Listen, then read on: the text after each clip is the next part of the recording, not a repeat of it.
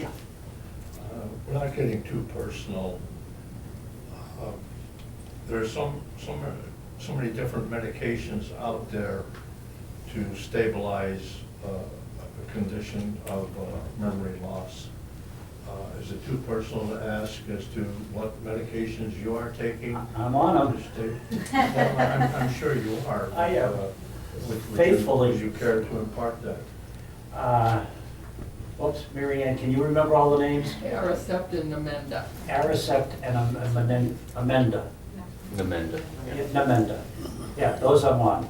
And I feel that they are helping me. I mean, I miss certain things that I lose, so to speak, but for the most part, I think they've helped me. And,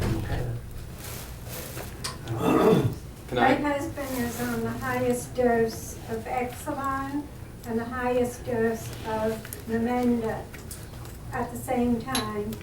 And since he's been on those medications, especially as they up the dose, I do think that he has become a little clearer.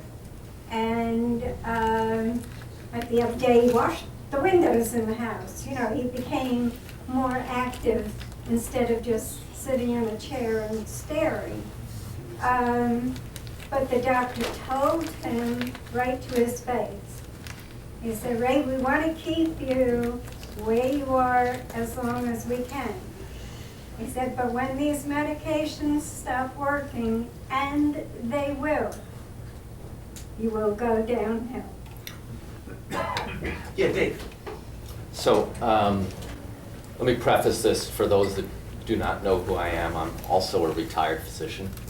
And I think that now I know probably more about Alzheimer's and related dementias than I do about my former specialty of emergency medicine. I read a lot. But I'll tell you right now, and it might be disappointing to hear this, there is no quality medical evidence that there is anything that is currently approved that will cure, that will stop, or that will significantly, in a meaningful way, slow down the progression of dementia. Period. Not any of the currently approved medicines. I heard Exelon mentioned, I heard Aricept mentioned, I heard Namenda mentioned, nor any of the supplements that are so frequently talked about and so on. There is no quality medical evidence that any of them works, period.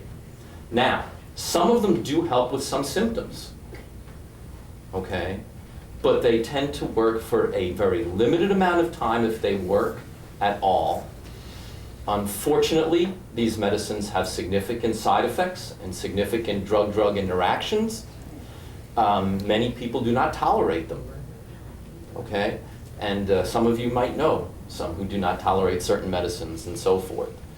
So, you know, there's a lot of research that's going on and so forth, but there is still not agreement among scientists and physicians, etc., as to what the pathophysiology of this disease actually is.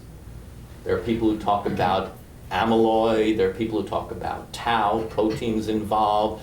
There's clearly a genetic component, especially in those people who have early onset disease. It's much more common to have a genetic component to the disease then. But there is no agreement among these people as to exactly what is going on with this disease. And until there is any hope for a cure, and I don't think this is one disease, by the way, I think there's lots of there's a mixture of pathologies going on. And until there's a really good understanding about what's going on, we're a long, long way off from a cure. We're a long, long way off for anything that halts the disease where it is. It's It's one of the reasons why when I look at the work that is going on as far as fundraising and so forth by some other organization, which I will not mention by name, and the emphasis, the business emphasis, the politics involved and so forth. And these people, in my mind, have lost sight of the fact that it's not just that we want a cure, and every one of us would love to have a cure, no doubt about it, but there are a lot of us who are living with this disease now, you know, who are facing some not so nice consequences coming up in our lives, and we recognize it. Those of us sitting here understand that, okay? And I'd like to see a lot more time, energy, and money going into the things that this wonderful organization does, okay? And that our caregivers do, who need support, who need respite, who need some time and, you know, and quality in their lives also, as opposed to just the idea of it cured by 2020. Excuse me, bullcrap. Dick, what about the placebo effect and with using these drugs, and how long can you expect a placebo effect to last? Okay, so the placebo effect is real. What is the placebo effect? Let's start there. Okay, so when studies, trials are done, they will randomize the participants, the patients involved in the trial, to those that are actually getting the drug and those that are getting a sugar pill or placebo. And the mere taking of something, thinking that it might help, has been proven without a doubt to be effective to some degree. Different degree in different people.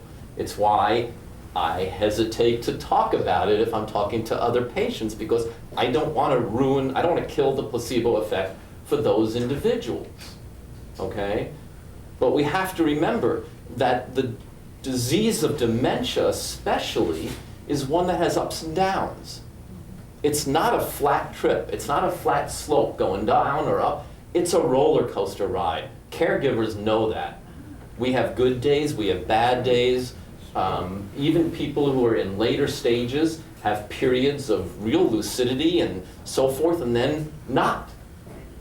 Okay? So you cannot study individuals and come to any kind of quality scientific answers. Because individuals are merely anecdotal reports. Oh, this seems to work. He's a little bit clearer.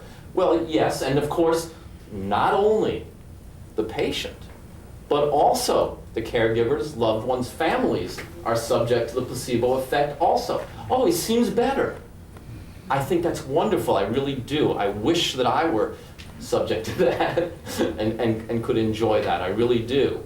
So it's a very complicated thing, because there might be times when people are doing better and it has nothing to do with the medicine whatsoever. All right? That's why you have to study populations. That's why one needs large numbers, okay? And even then, all you can come out with is odds, you know, likelihood ratios, things like that. It doesn't give you a guarantee. I hear so often when I make comments, well, I've been doing that all my life and it hasn't helped me. Yeah, you know, I've had a pretty good lifestyle myself and it hasn't helped me. You know, it's not an exact science. It doesn't apply to the entire population, all right? That's not how statistics and studies work. But what I just want to check is that I understand exactly how you're explaining this, but you know, things like Exelon, Aricept, Namenda, okay, for my mother it was totally negative. She went ballistic, it just didn't work in the positive. She just became terribly aggressive and really off the wall. You took those away, she became peaceful, sweet, tranquil. And yes, she did decline more so, but honestly, I think she was not doing well at all on those products. But I have a friend whose mother has also a dementia issue, and you know, she has been on products and they have helped. So my thought is that it's maybe not so much the actual medication as it is the person. Just like when you have anti-inflammatories, some people work good for NSAIDs, some people work better on aspirin. It's maybe the way the individual body actually recepts or receives this medication, whether or not it might work for the person. And just like you were explaining prior, dementias are also combined. They don't have to be a specific variety. They can actually be several different components and different varieties of dementia in one person. So it might be more complicated than just that. It might not just be a placebo effect. It might be how the body or the brain actually receives that medicine and it works for that individual the way they are. Before Dave responds, if you want to, or Jack responds, they work, they're effective, you said, so we see a delineation. There's an issue of, does this drug stop or slow down the progression of the disease? And that's a big no. Getting more and more scientific proof that no, this is not stopping, this is not slowing down the disease. A huge different question is, does this have an effect on agitation, on behavior? And that's where we'll see many of our doctors recommending, saying, I'm going to prescribe Aricept because I find that this works better than an antidepressant or an anti-anxiety with these diseases. So that's a whole different subject and a different issue. So they could be effective there. Yeah, Jay. I'm on an Exelon patch, and I'm on Amendment. And I don't really feel terrific. And I certainly couldn't say I really think this stuff is wonderful. By the same token, I wouldn't want people to just stop it cold because I think it's good, and I don't think it's smart to stop it cold. Well, that's definitely true. I agree 100%. That's not something you should do on your own, and it's something that should be done with physicians' knowledge and participation. Clearly, we've known people within this who've been part of this group, this organization, who have stopped the medicines and have noted a clarity, a much, better appreciation of what's going on for the individual and so forth. For me, it's all about quality of life. So I would never tell somebody who is having a high quality of life, who is doing well on a medicine, to stop the medicine. What I would say is if somebody is having significant side effects or significant drug-drug interactions, all right, then you've got to weigh that against, are they enjoying life? Are they living each day the best they can? And to me, I have no, desire for a poor quality of life and a long life. I want to be the best I can be for as long as I can be.